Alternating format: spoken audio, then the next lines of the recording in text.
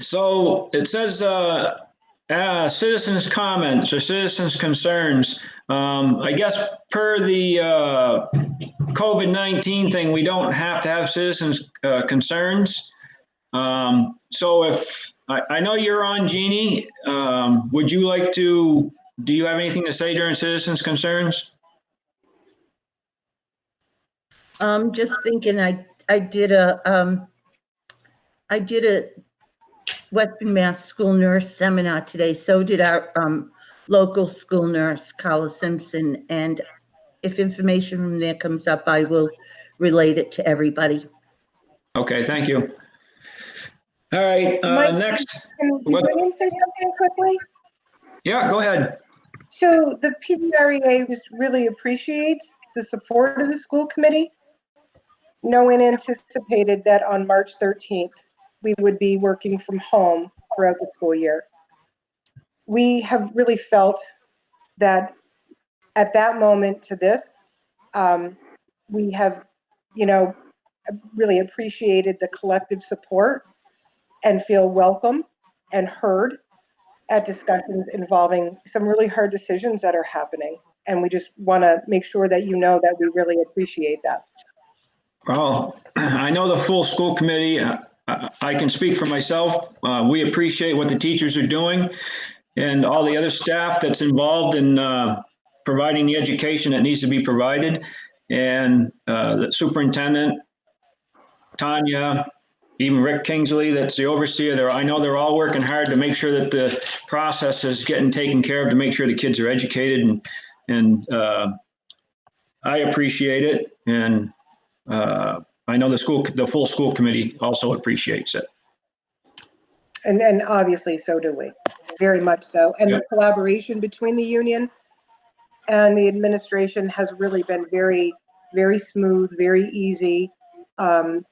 Really working very well together. I think.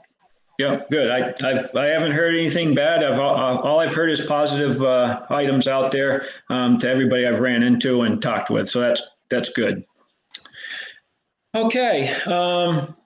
For approval of minutes, we haven't had any meetings since the budget was taken care of and voted on by the school committee.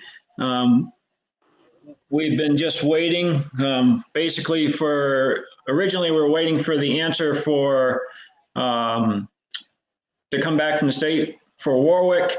And then of course this pandemic hit, and now we're dealing with that. And once we found out the schools were going to close, I requested to have a meeting, a budget subcommittee meeting, so we could see where we're at and what needs to be done. So I guess first off, I'd just like maybe to have Rick Kingsley just say a few words so we don't hold him up for the whole evening, unless he wants to sit and watch the whole evening. But if he could just speak on some of the state issues and where we're headed. Sure, I'd be happy to, Mike. Obviously this is this whole pandemic situation is gonna result in and has resulted in a recession. And it's likely to be as harmful to our economy as the 2008 recession. I think if we look back to what happened during 2008 and the subsequent years, we learned that this will probably be a multi-year impact. It will impact our budget, obviously the current budget for FY20. It'll impact next year and likely the year or two following next year. So I think, we really need to be as flexible as possible. We need to, I think, take some actions with the 20 budget that will help us in 21. We need to be cognizant of the impact on potential local aid cuts, decreases in motor vehicle excise, new growth, meals tax, hotel tax, all those things that many municipalities take advantage of are going to be impacted pretty severely and likely over a multi-year period. For something like motor vehicle excise, the depreciation rate is pretty dramatic. So if people don't buy new cars, even for 6 months or a year, those revenues drop off and they do not recover until people buy a sufficient number of new cars. So, and things like restaurants are likely to continue to see difficult times for the next several months anyway. The fiscal impact on the state level is likely to be almost $6 billion, I've heard economists say. And that's a pretty big chunk of the state budget, which is around 40 billion, I believe. So obviously they'll backfill some of that with federal money. I believe they got about 2.6 billion in federal funds to help with that. How they plan to use that is not known at this point. We had a lengthy call with the Department of Ed folks yesterday that superintendents and business managers all sat in on.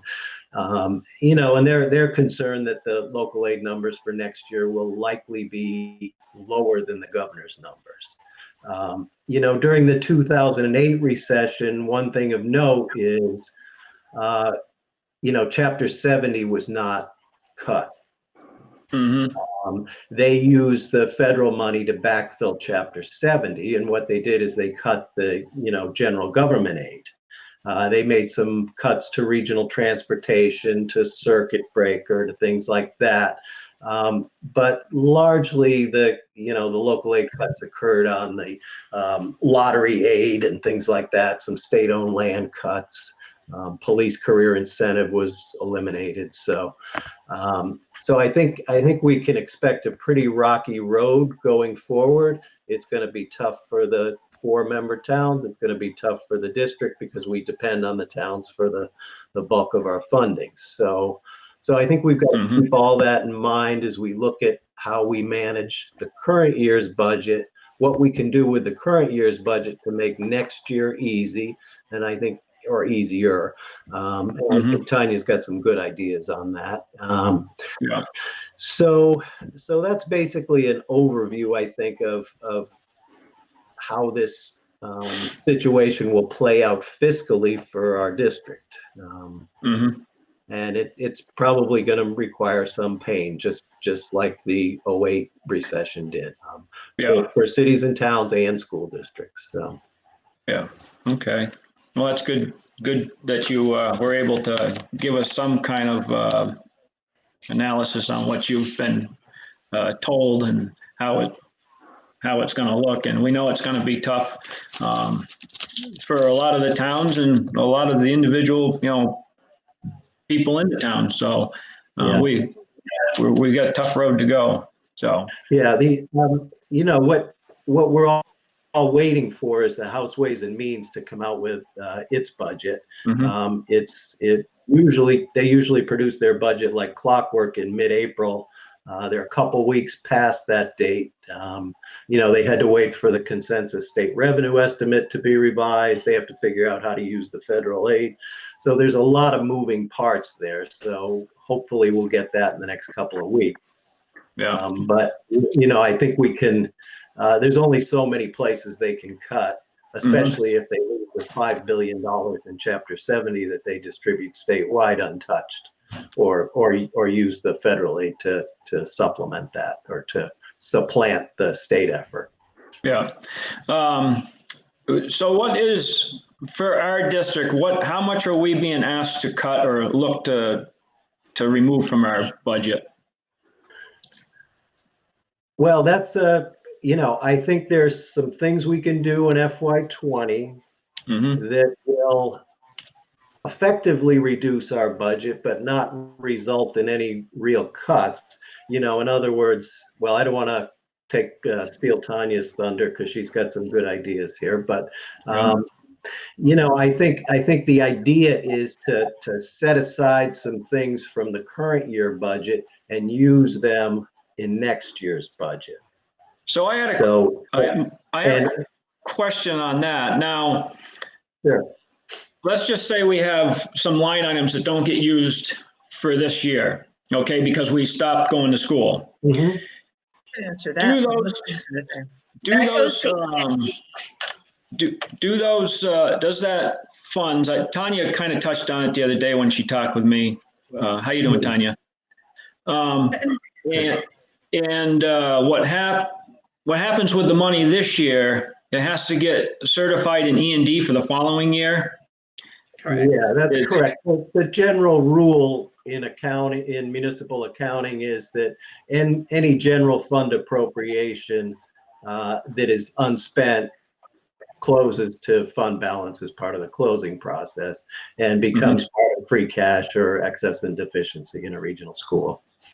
Okay. So I think it's probably good to talk about some of the FY20 things that we do to be able to increase our funds that are used as offsets in FY21. Rick and I had a very long conversation the other day about all my ideas and bounce stuff off of each other. If that's okay, but you want me to kind of cover those so we're not asking the same questions. Yeah, no, that's fine. Well, I guess let me have Rick finish up, and Rick Kingsley finish up, and then we can then we'll move on to those items if he has anything more to say, and then we'll move right into it. Okay, I really don't have much more to say, but I think some of these initiatives in the current year budget will allow us to reduce the assessments to the member towns to some extent, which would be, I think, helpful. Okay. Good, that's what I wanted to hear. So, all right, well, that's good. So if you want, we can move into the FY20 with Tanya in the projections for the year end. So I have actually, and I just sent Rick my updated copy. I have been going through basically line by line, looking at what we have left, some of the things that we need to cover, like the school lunch and the early childhood with the absence of those tuition and school lunch revenue for the remainder of the year. Some of the lines that we won't be spending, and we will be okay. We will still be able to contribute to E&D. But there are two line items in our expenses where we have not necessarily flexibility, but I guess that's the best word to use. So the second item actually on the agenda tonight talks about the Regional Transportation Reimbursement Fund, and that falls into this. So the recommendations that I will be bringing forward to you guys, as well as the full school committee, is to actually amend our FY20 budget to decrease the transportation reimbursement revenue equal to the amount of savings that we are going to be able to get by the percentage decrease that we're going to be paying Kosmeskis for the last couple months of the year. That still has to be voted on by the school committee as far as that, that MOA for them. But it basically amounts to about $51,000 is the savings. So by decreasing that revenue, what that does is allows us to create this transportation fund per se and deposit the excess revenue above what we budgeted into this fund. And then that gets used to offset our transportation expense in FY21. So right now that estimate between the 51,000 and roughly 40 to 50,000 that we were already expecting to receive over budget because the percentage of reimbursement was over our estimate is somewhere around $100,000. So that right there would automatically give us $100,000 to offset our transportation budget in FY21 when we amend that. The second piece that I want to bring forward is the offset that gets voted for the school choice amount. So we have voted a certain amount for school choice to offset our health insurance expense for the year. Because we're under this oversight, we have to expense that exact amount to the school choice fund. So my next recommendation is that we decrease that offset, which then allows us to put less expense into the school choice account this year rolling more school choice money forward next year. So another 50,000 or so that we'll be able to roll forward there will allow us to use an additional 50,000 to offset health insurance in FY21. So those two efficiencies per se, or changes in our budget, if you will, for FY20, we will have to vote an amendment. It will have to go to the towns, and they have 45 days to come back, to say they don't agree with it. And if they don't come back to us, it essentially passes. There's no reason for them not to approve it, because obviously the reason we're doing this is to decrease their assessments next year, but they do have that opportunity to come back within 45 days if they don't agree with it, even though there's no change in their assessments. So that $150,000 savings creates a $70,000 decrease in our FY21 budget over FY20. So if you add to that the 77,000 that we actually increased the budget in FY21, you're looking at that $150,000 savings to the town from that. And then there are the FY21 admin recommendations that you will see when we talk about the FY21 budget that are offset by some revenue adjustments that we have to make in FY21 due to this as well. Like the transportation reimbursement will go down because we are spending less, and there are some uncertainties around the Student Opportunity Act for the special ed transportation now with this pandemic, because that was like an add-on thing. So that's where we are with the FY20.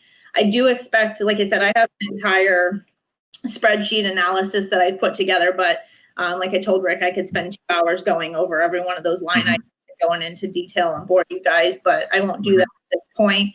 I'm still working with Brenda to close out some POs and work on with the facilities director and tech director and other staff members what we're actually still going to be spending the rest of this year, because we do have graduation and some projects that are still happening even though the schools are closed.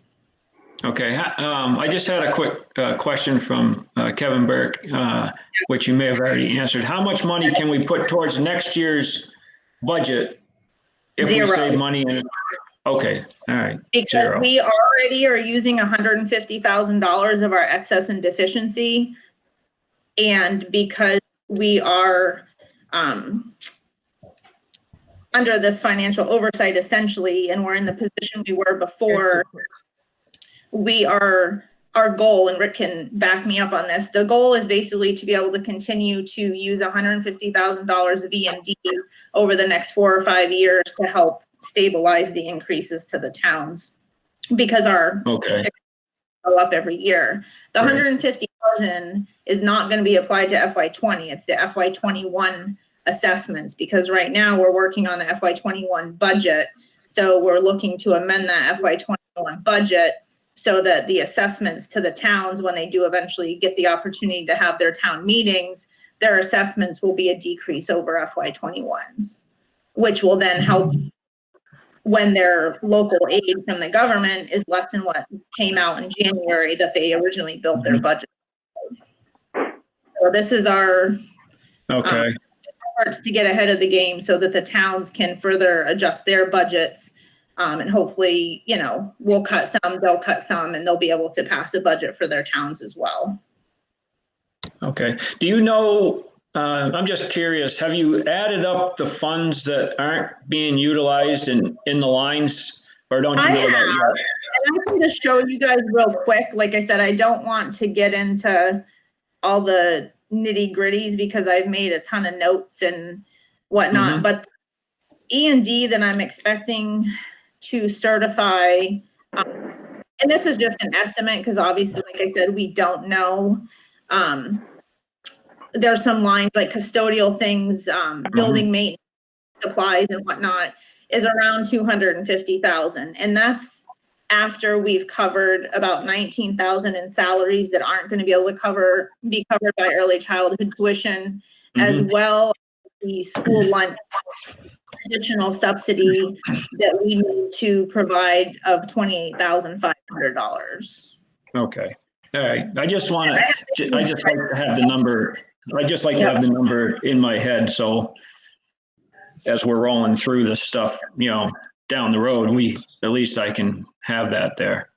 So basically what's going to happen is, now that I've done this whole analysis, is I'll be bringing forward transfers to the school committee at our next school committee meeting, hopefully the special meeting next week, that will have the transfers to the small deficiency in the PVASP contract. It'll have the school lunch, and Brenda will also have the early childhood refunds calculated tomorrow or the next day. So we'll have a more definitive number, what we need to transfer into those salary lines as well. So I'm hoping to get those brought forward at the next meeting so we can get them voted and entered, so that when we produce our May financials at the May meeting, that the financials will be a little cleaner and we'll be able to have a better picture, and there won't be negatives all over the place waiting for transfer votes. Okay. All right. Well, I think that kind of gives us a good idea of what's what for that. So, I mean, I think considering everything, I think we're in a good place, and the schools are setting themselves up for next year as well at the same time. So again, we will just need to bring these amendments to the budget subcommittee, or the subcommittee will, you know, need to be able to recommend this to the full school committee, and I'll bring that amended budget to the full school committee whenever you guys decide to put that on the agenda. But you know, transportation fund has to be voted before that budget amendment could take place, because that vote has to go in order to do that. yeah, I hear you. But I think it's beneficial to have that transportation revolving fund, because the reimbursement for transportation budget conservatively, because they basically have a pot of money to distribute to all the districts, and depending on what the districts spend, that percentage could be 72%, it could be 78%. It depends on what the districts as a whole across the Commonwealth spend, what that percentage reimbursement really ends up being at the end of the day. So typically we'll have, as long as we're conservative in our budgeting, not too conservative, we'll typically have a little excess, and that could be added to that account in order to help us with the following year's budget this year. Okay. Before we move on, I just want to see if any of the members have any questions regarding anything that you've talked about.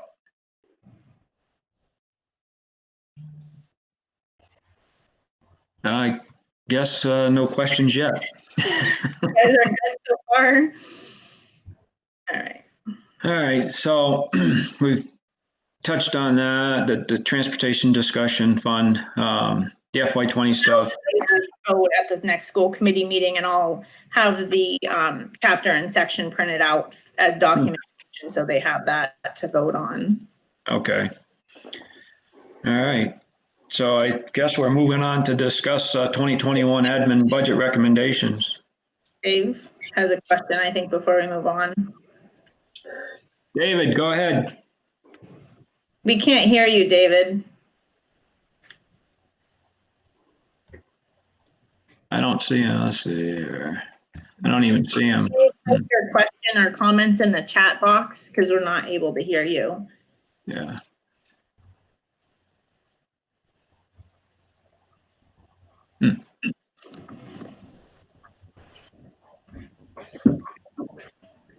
Oh. You might have to, oh, he's not muted either. No, he isn't. So I don't know if he may, I don't see his picture. He might have stepped away. I don't know. I see his picture on there. Oh. But maybe we can go back to him if he can get his microphone working on his computer. All right. In the past, this is Kristen. In the past, when David has connected, he's been available on a phone and on the internet. So because of the connection out in Warwick is my understanding. So there may be a lag, or he may be connected on one device and not on the other. Okay. All right. Thank you. Well, guess we'll move forward until we hear from him, either if he types in or calls in. No, nothing. All right, I guess we'll move on. David says move on. So go ahead, Tanya. All right, so moving into FY21, as I mentioned, we have $150,000 that we're going to bring forward. And the admin team met on April 9th myself, John, all the principals, Chris McGuire and Ariel, and had some very lengthy conversations. And you guys have a document in front of you that lists the recommendation from the admin as a team, as well as a couple decreases in revenue that obviously offset what those cuts or efficiencies would bring to the table. I'll discuss the revenue decreases first, just because they're a little easier to go through. So we're expecting our transportation reimbursement revenue to go down about 55,000 next year.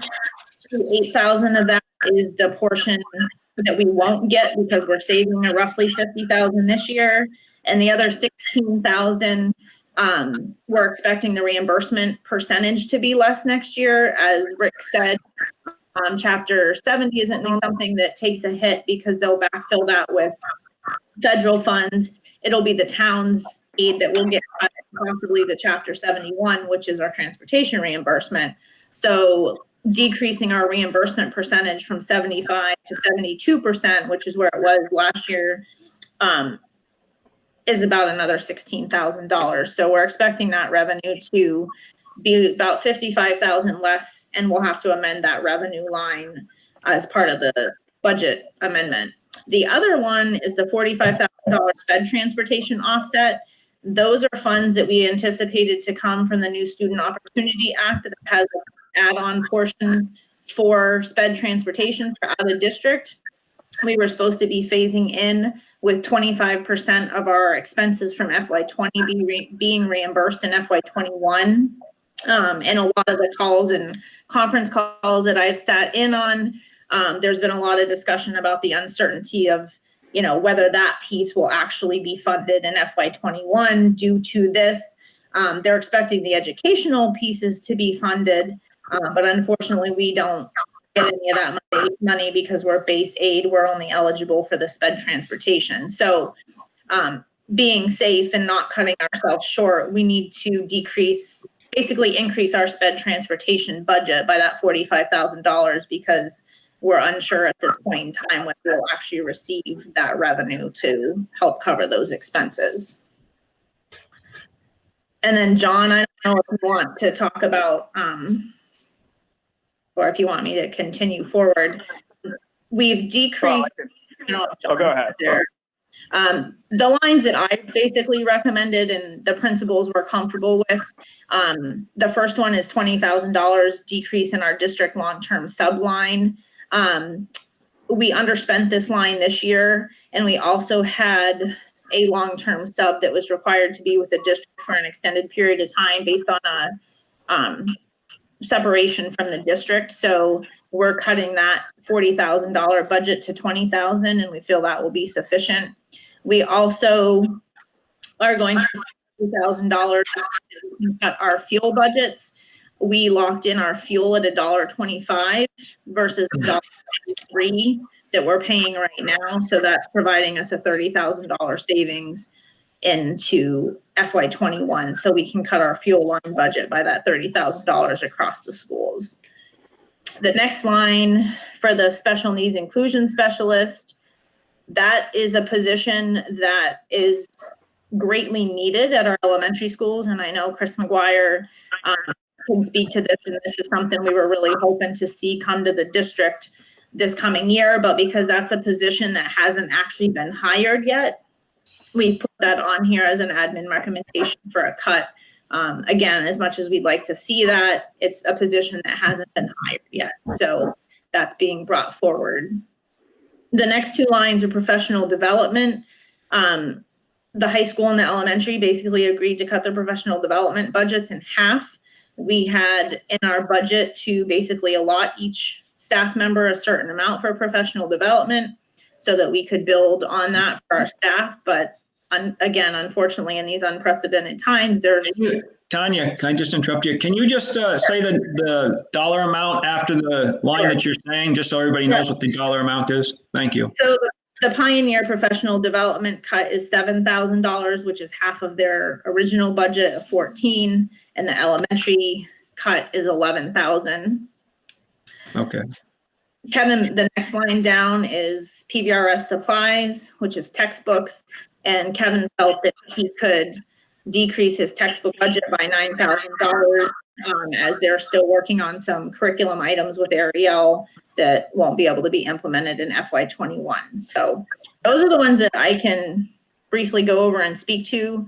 I'm going to let John and Chris McGuire and Kevin Burke talk about the recommendations that are being brought forward in this. Yeah. Do you want me to go, Mike? Yeah, go ahead, John. Okay. Just to clarify a little bit about the board certified behavior analyst position, we recognize that that's a position that has not yet been hired, although Chris McGuire and I have been trying to think creatively and work creatively to introduce that position without adding to the budget, utilizing current staff. It wouldn't be like a full-time position, but there may be aspects of that position that we're trying to work with current staff or staff members to see if we can implement. So that position isn't completely lost. And again, that will be no added, it won't be added to the budget at all. Okay. So that's so can I let me just ask you, John, this line item, just so everybody knows, was that part of the budget that the school committee approved that was going to be going to the town, or no? Yes. Yeah. It was figured into that budget. Correct. Yeah. Okay. Because I can't remember all the line stuff, so that's why I'm asking. Yeah. So that Okay. would be cut. All right. And then we looked at, and again, none of this is easy, but, we, as far as what Rick said, we have to think about the towns too, and also meeting the needs of our students and trying to balance that. So we looked at reducing the adjustment counselor position at Pioneer to 0.5 and also decreasing the computer applications position to 0.5 as well. And I just want to update people a little bit because I know there's been some questions about the telebehavioral grant and how it ties into the, to Pioneer. So if I can just have a minute, I'll just, I reached out to Maureen Donovan, who, is in charge of the telebehavioral grant, who we've been working with. And I just want to read a quick email. I talked to her on the phone. She sent me an email because I had some questions, and it relates to the budgeting of this position. So she said, "Dear Superintendent Schedule, I would like to personally thank you for your support and support to the Pioneer School District community as you collected data and helped us move forward with the telehealth grant. You have asked me to define the memorandum of understanding and the adjustment counselor's position's role in this.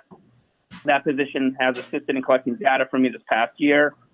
The grant supplies a salary offset of $10,000 for this position's time and $2,000 for staff training. A memorandum of understanding is simply that. It is not etched in stone. It can be changed if anything changes at the school level. I reached out last summer as we were writing the grant and asked if Pioneer would like to participate as a treatment as usual school. I talked to you, Superintendent Schedule, to determine if you would support this process, which thankfully you did. To answer a few questions, anyone on Pioneer staff who can diagnose students can assist me with the grant and data collection. In the past, the school psychologist was mentioned, and I agreed that would be an appropriate fix if needed. I would also remind you that if the adjustment counselor position changes in any way, we could redesign the MOA. So if the budget cuts the position to 50%, the adjustment counselor can still work with us. Or if this is too difficult due to the lesson position, we can work with anyone who can diagnose students and assign a CPT 10 code. The bottom line is the school district administration leads the way on this grant process, and it's my duty to redesign if needed. I'm truly sorry that you're in this situation where we have to look at eliminating or cutting staff, as these are tough times. Since the pandemic, this is good news. I have reached out to you and Kevin Burke to ask if we can help opening up tele to Pioneer and helping students in need. And they have 4 clinicians and the bandwidth to help at the present time. So I know Kevin Burke's in discussions with the guidance team to discuss the referral process and being there for our students in the district. So they're now offering us 4 additional clinicians, starting immediately to serve the needs of our students. And that'll carry forward to next year as well. So just to clarify a few things, I know there's been questions. So even with the position being reduced to half-time, we'll still receive the salary offset of $10,000, and the extra $2,000 for staff training. And we're receiving, 4 clinicians now to assist, in supporting our students. So John, John, can I have just a quick question? Can you clarify what halftime is? So it's a 50% position. They would still receive, that position still receives health benefits. Well, And- I'm not talking about that. I'm talking about time in the facility serving the students. That's what I'm talking about. Okay. Let's see. Chris McGuire, are you on the phone? Is Chris on? Let's see if she. I can answer that, John, if you want me to. Yeah, just how it would look as far as servicing the students, because you might be more familiar with the exact caseload.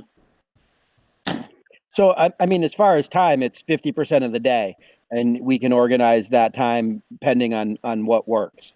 Currently right now, our course teacher is in that position where they're at a, not a full-time FTE. So looking at a 50% time would basically mean that we would still have a school adjustment counselor. They would still be able to schedule and meet with students, and we would work those times into the day. And I think when they were there and when they showed up would really depend on student schedules and when it would work. I think there's some flexibility there, and there's some flexibility around depending on what happens with the other 50% of that time for that person. Okay. I get one quick question first, Jeannie. So my question is, with this pandemic that's going on, I think the caseload is probably going to be going up. And I don't think that going to a 0.5 adjustment counselor is going to be the right thing to do, given the circumstances. I mean, it's bad enough during normal times, but during a pandemic, and we don't know what the school year is going to look like this coming fall, and what emotional problems these children are going to have from not being in school or driving to the food pantries on Saturday to get fed, and so on, and what the families are dealing with. So I'm not for any cut of this adjustment counselor. So go ahead, Jeannie. I said earlier that I was at a Massachusetts school nurse conference this afternoon, and it was under the auspices of the Department of Public Health School Health Unit. And across the board, it was said that the emotional and psychological needs of the students, along with increased counseling for grieving, is going to certainly go up when school returns. And every nurse throughout the Western Mass that was at this conference has a lot of big concerns regarding all of that, because certainly it would also utilize the school nurses' time on some level. So it's a real concern of mine to decrease the hours for this position when the need is going to greatly increase when school reopens. Thank you, Jeannie. Chris McGuire, did you want to speak? I thought I saw your hand go up. I switched phones, so I could make sure that you could hear me. Okay. So I believe that, I understand your concerns, and I think, there are going to be more issues. I do think that we can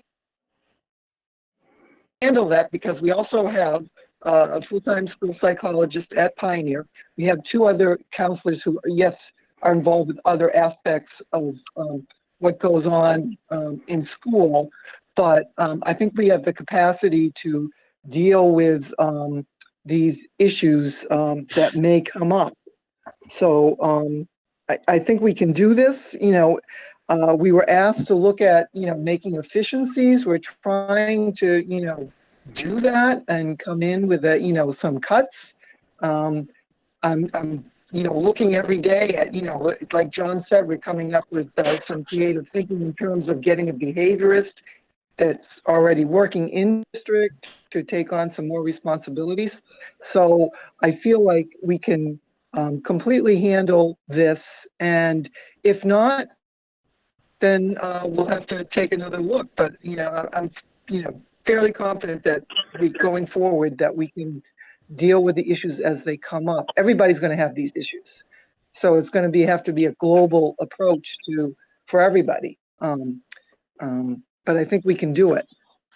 So, and we do have more additional clinicians through Maureen Donovan that are available to start immediately with our students. or additional clinicians. Right. Well, I guess it's, Kristen's had her hand up for a while. I mean, I think it's going to be, you know, we're not through this whole pandemic thing as it is. And we're dealing with families that are going to be, that don't have jobs right now because they're laid off. They're having to go to the food pantry and they're out of school. They're not seeing their friends. You've got a pile of stuff mounting on these young kids that has never been seen before. And I understand that you might have 4 clinicians coming, and that's what they're saying. But we know right now that we have an adjustment counselor. And to cut that to a 0.5 in these times, it's not, we need to look someplace else for efficiencies. I know that, I guess one of my questions would be to Rick, if he's still on, is the answer for Warwick hasn't come back, and how would that affect our budget if that came back from the state regarding these positions? And I know that we always look for efficiencies, but we don't need to, I don't think we need to look at efficiencies when it comes to counselors or adjustment counselors that affect our children's needs. Kristen's had her hand up for a while to ask a question. I don't know if you can see that or not. Oh, hold on, let me see. Go ahead, Kristen. Thank you. I just am looking for clarification around one particular statement that was read in that email. I don't know if John or Chris McGuire, you can answer this. The position has, in the email you read, it said the position has assisted in collecting data. Is that stipend with the $10,000 connected to just collecting data or also providing direct service? So part of the position, is collecting the data and reporting that back to Maureen. And then, Chris, you want to talk a little bit about the billing aspect of it and how that's been done in the past and where we are now? Because I know the Fed changed the laws a little bit around that. But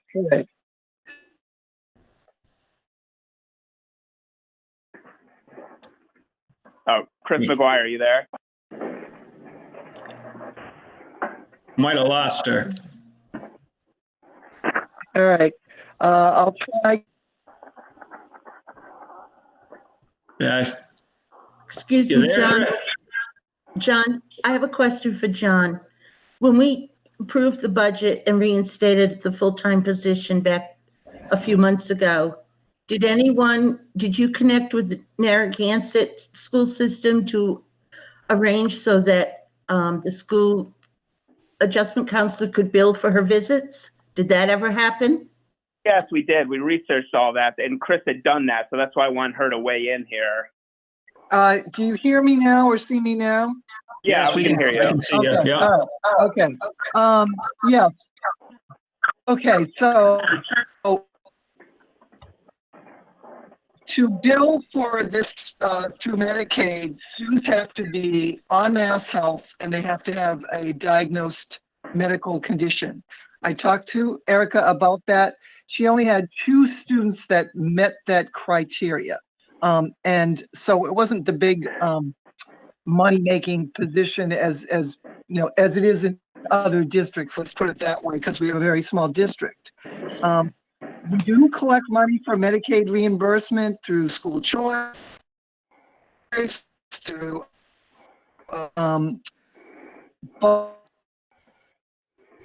but in terms of in-house collection, our speech pathologists, our OT, our PT, all were able to get some reimbursable time through Medicaid. The federal government has really tightened up on that. It has to be a medical model. And what is done in school, kids gain access to the curriculum. So the kind of therapies that are used do not fit that medical model and can't be made to fit that medical model. So we weren't getting, people were putting time into writing it up and first sending it in. So we stopped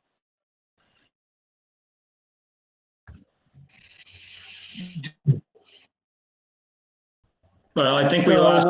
No, she's back again, I guess. yeah, go ahead. Oh, you're breaking What'd you up. We say? lost you. We lost you for 10 seconds. Oh, sorry. What I said was that,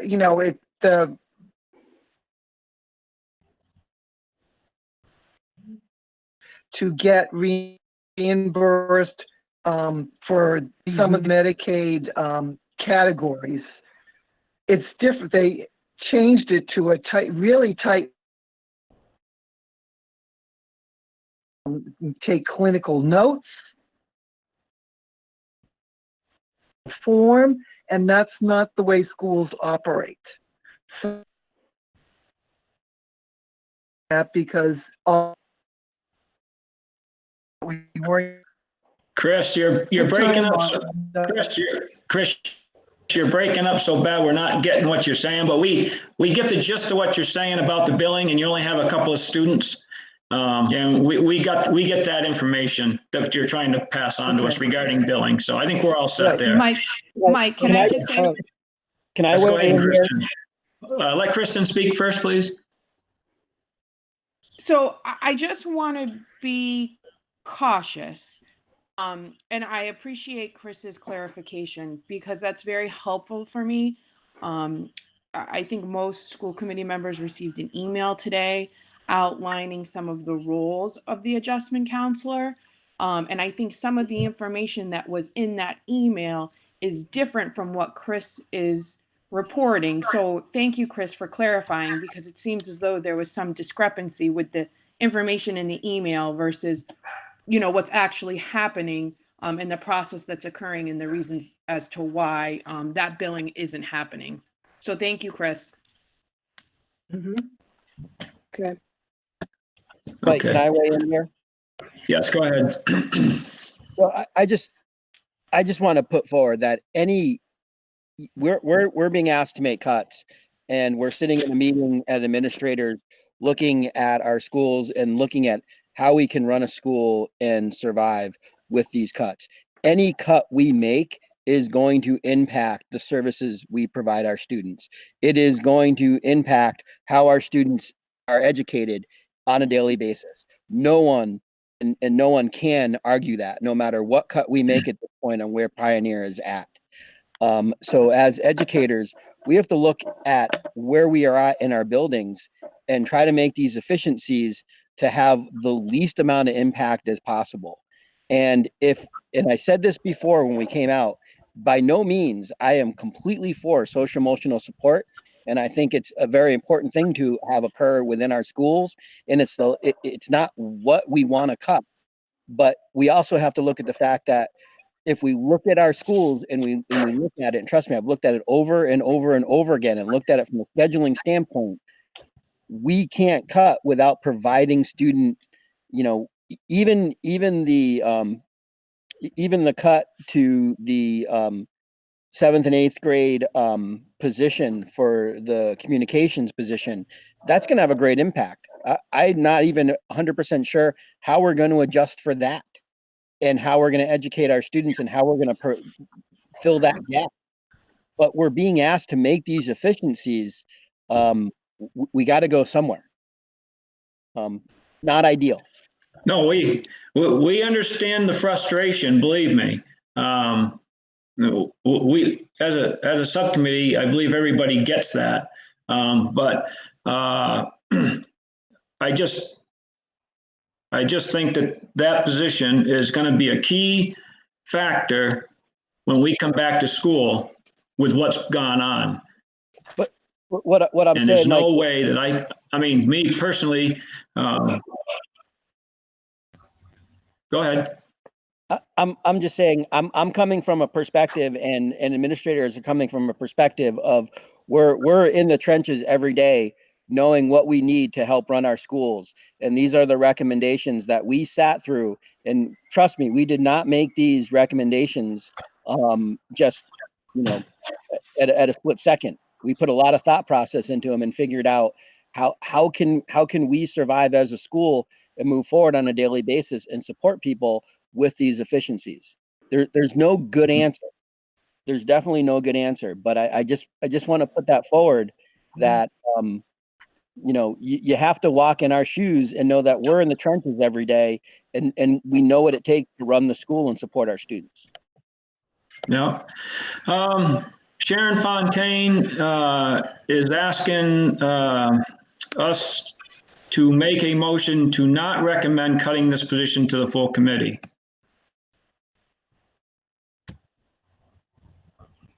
Is everybody still there? Somebody came up. Looks like Chris McGuire's back on, but. Yeah, Renee and me and Chris. Hold on a second. Pat Shear seconded what Sharon Fontaine had requested for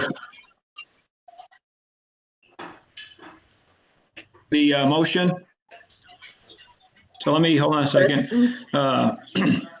So the motion was to not recommend cutting this position to the full committee, and it was a second by Pat Shear. Any discussion? Yes, I have something, Mike. This is Kristen. Go ahead, speaking. Kristen. So I value social emotional supports very much and feel that there is a tremendous need. At the same point in time, I also understand that the administration has evaluated where we can make cuts. As I stated before in our last meeting when we discussed this adjustment counselor position, given that we have to make cuts, this is an opportunity for us to really evaluate what this department particularly looks like and see how we can restructure it to make sure that it meets the full needs of Pioneer. There's a lot of services out there. John had mentioned the telehealth and having 4 clinicians available. That's an area of service that we really need to tap into because there is the need, but I also understand the need for our budget to be reduced and for the cuts to happen. So that's my thought on that. Okay. And this is Jim. I have something. Yeah, go ahead, Jim. Okay, so I'm inclined to, like Kevin said, these people have been in the trenches, and I'm inclined to back administration in their decision. Okay. I think that was a vote. Mike, this is Jeannie, when you can. Is it go okay ahead, Jeannie. Those floor clinicians are going to be even more busy once we all go back to school. So I don't know how much help they can be to Pioneer. And if a third of every class has students that need emotional crisis or grieving support, they're not going to learn when they're in the classroom because they're going to be so overwhelmed by these other issues that their learning is going to be very limited. So I perceive that being more stress for the teachers. Yeah, I agree. I agree with you. Okay. So, go ahead, David. I try to understand which way do I vote to support the administration on this motion? You would have a no vote.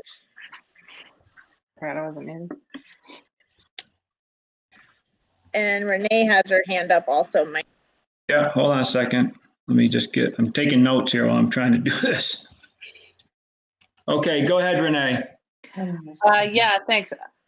I just wanted to say that Claire's comments at the beginning about what the teachers feel about the support is based on that keeping wellness in the forefront has really been what the administration has been about to date, and really is what have helped everyone support students, families, and teachers getting what they need.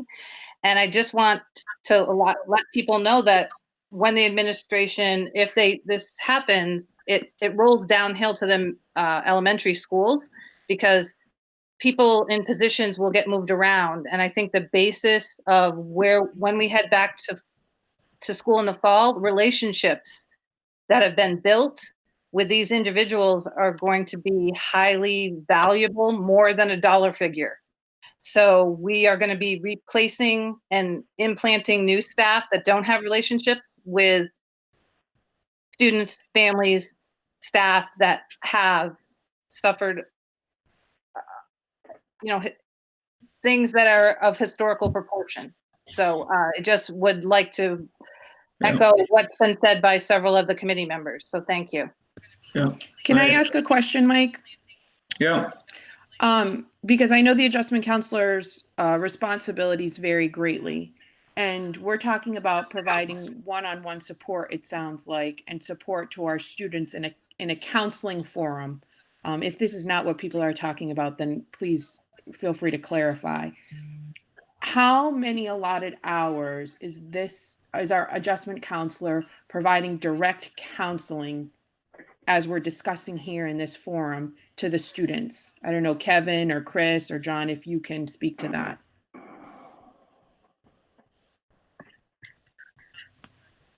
I guess I would defer to probably Chris McGuire if she's still on the phone about that specific caseload and direct service to students.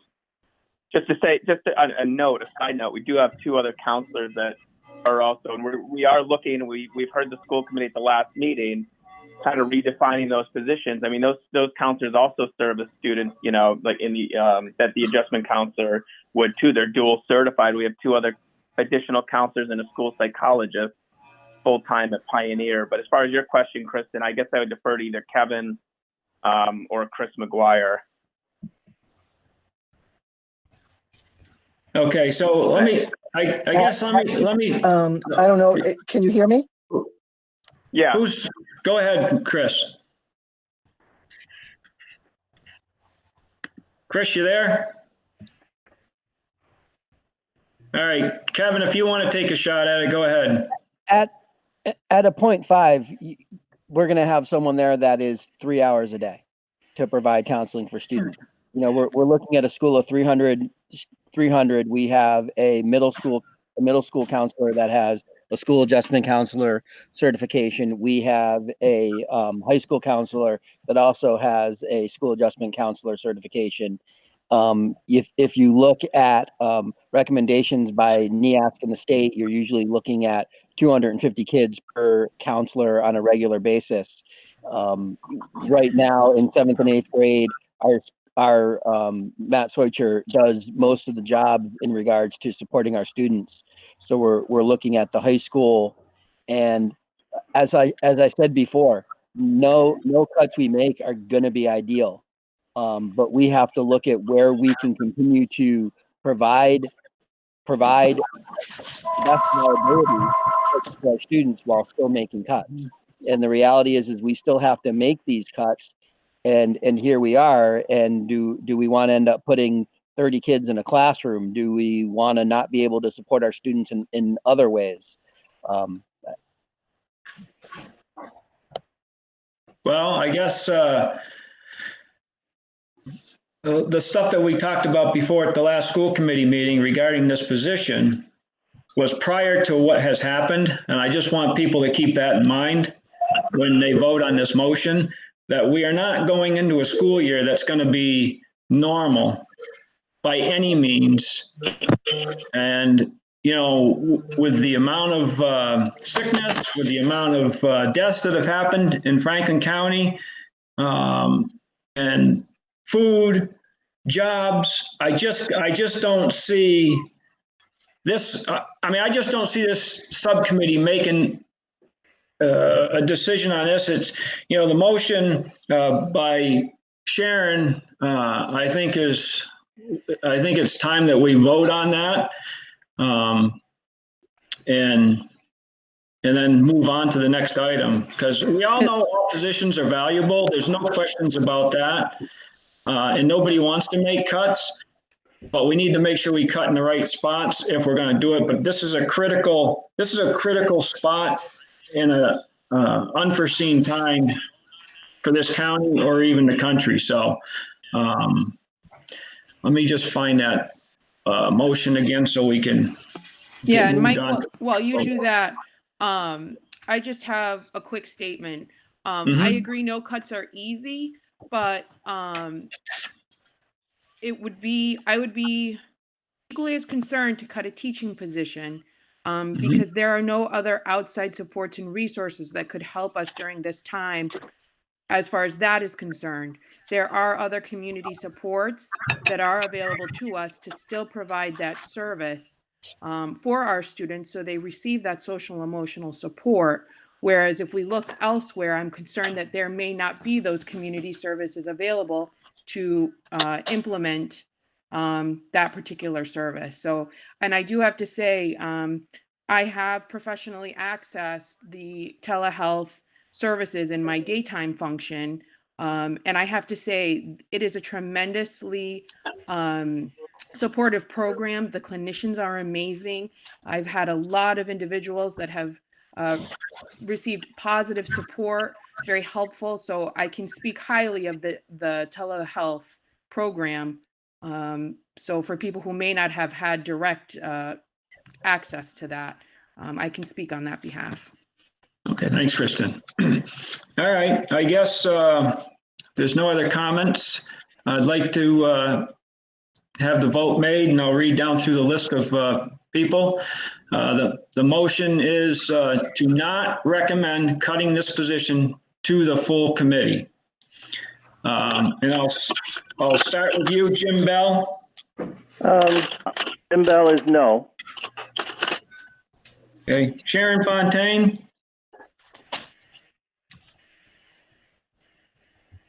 Sharon, if you want to type that in, that's fine. You guys need to unmute yourself when you're voting. She might, I gotta scroll down, hold on. Sharon, you can say a word before you vote if you want, go ahead. Okay, I'm gonna, after listening to Kevin Burke speak and knowing that there'll be a counselor in the building 3 hours a day, makes me feel a lot more comfortable than just seeing a 0.5 position. So I think I'm gonna rescind my motion.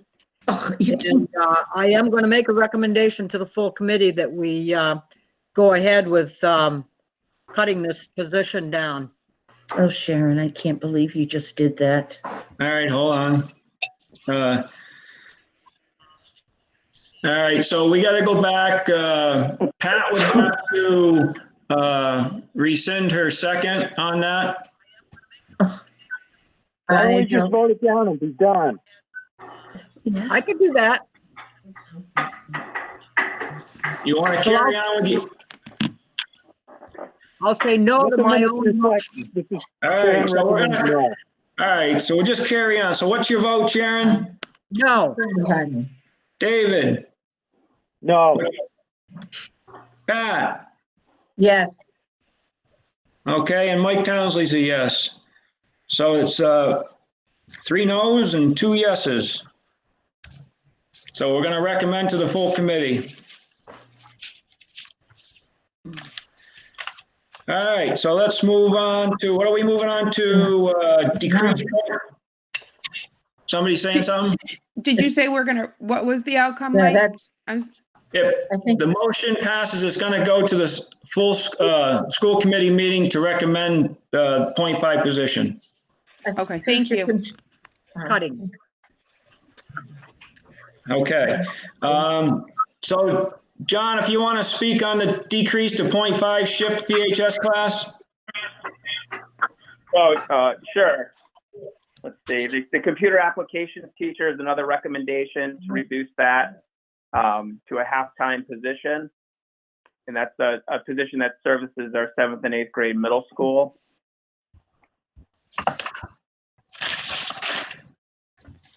Okay.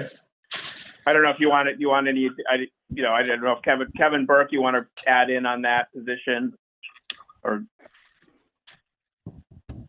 Can't hear it. Sick of it. All right, I'm done. Okay, go ahead. There was discussion at the admin meeting that in it,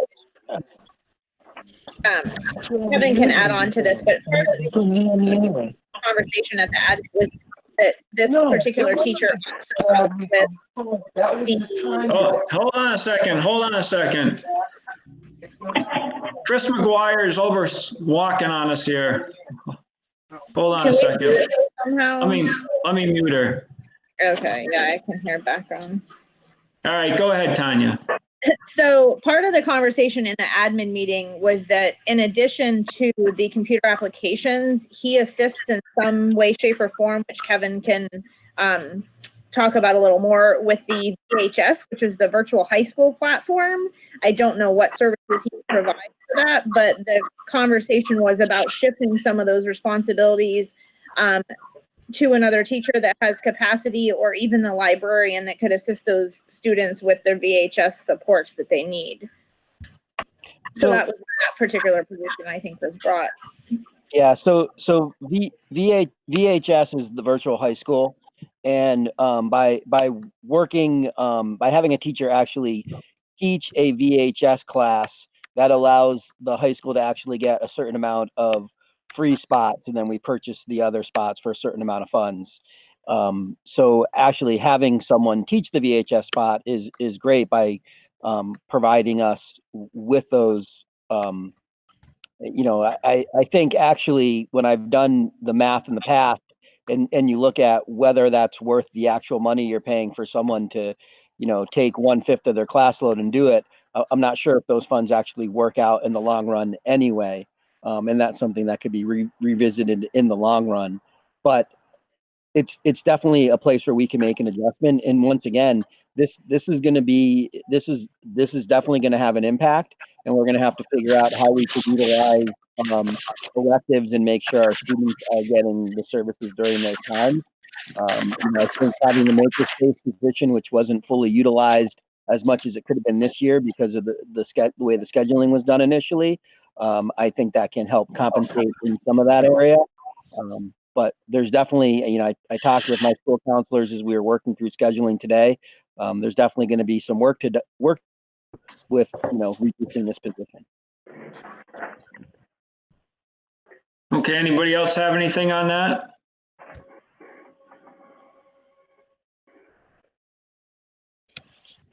Anyone want to make a motion to make a recommendation to the full school committee regarding that position? So moved. Can I just ask, can we just make a recommendation for the full thing? What's that? Can we make a recommendation for the entire spreadsheet as presented rather than doing it individually? Because there were no motions made on the other line items to this point. Well, I think it's good to get a feel on what positions, on these two here that are there, and then we can vote on the total. Okay. I mean, I don't see what harm that would be. At least we'll get some more discussion on it after a second's been made. I'll make that motion. Okay, Sharon's made the motion. Anybody want to second it? I can second it. I second it. Okay, David and Pat seconded it. Okay, let me just go down through the list again. Jim Bell? I had to step away. I'm sorry. Okay, it's a vote on the decrease to the 0.5 shift the VHS class for $35,000. Yes.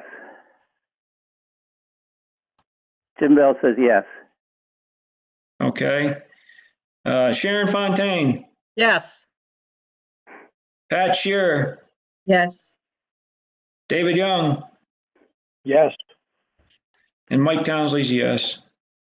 Okay, and I guess as Tanya was just saying, so that total, I just want to make sure the total is correct, would be the 103,943, Tanya? Yeah, sorry, I was muted. So the total recommendation for cuts and restoring the sped transportation and decreasing the transportation revenue line are 103,943. Okay. All right, can we get a motion on the 103,943 as presented on the document that we received? Okay. Sharon's moved it. Get a second? I'll second that. Okay, seconded by Pat Shearer. And the amount again is 103,943 for the categories. And I'll go down through the categories again. Elementary salaries, 20,000. Facilities, fuel for 30,000. Sped, 56,943. Professional development, 7,000. Professional development elementary is 11,000. PVRS supplies is 9,000. PVRS salaries, 35,000. PVRS salaries for the VHS is 35,000, and the transportation offset decrease is 45,000. Transportation revenue decrease is 55,000. Gives us a 103,943. So let's vote on that. Jim Bell. I have a question. Yes. Am I included in PVRS salaries? Or is that just the line staff? That should be So- just line staff, correct, Tanya? No, PVRS salaries does include coaches. Okay, so he So I can't vote. I Okay. know, that's been moved to athletics. I apologize. So no, it does not Okay. include coaches. All right, so go ahead, Jim. Yes. Okay, Sharon Fontaine, Yes. Pat Shearer, Yes. David Young, Yes. and Mike Townsley's yes. All right, let's see here. We have other business not anticipated by the chair prior to posting. Does anybody have anything? I do have one thing. I had a question regarding, I talked to John and Tanya about this, contracts that expire the 30th of June. Regarding, as we had talked before in the past about the Dean of Students position, if sixth grade didn't move up. And I asked them if that was a position that could be looked at as also a cut or reduced. And that category is in the PVRS admin, and it would be under the line of Dean of Students. So do we want to have any discussion on that? Mike, I think that's the third rail. Well, be more specific. I go on a lot of rails. I don't want to touch it. It's too high. Wise choice, Kevin. So there's no discussion on moving to bring that to the full school committee? Correct. Okay, then we'll leave it as is then. Other than that, let's see, do we have a motion to adjourn? Can I just summarize real quick, just so you guys know what this will mean for the towns? So Yeah, go ahead. $103,000 on top of the other 150 will bring the total FY21 budget to $175,000 decrease over what was in FY20 on top of the 77,000 that was increased. So the total cut is about $253,000 that the towns will have divvied up in their assessment calculation after the minimum local contributions are finalized by the state and they can hold their town meetings.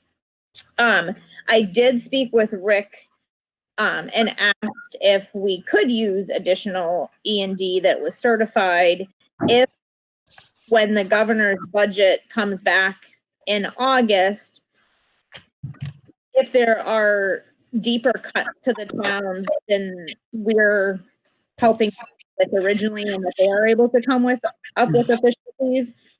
And he said we would have to revisit that, but he would not recommend doing that unless that is our last source. So just so you guys know that we did have that conversation.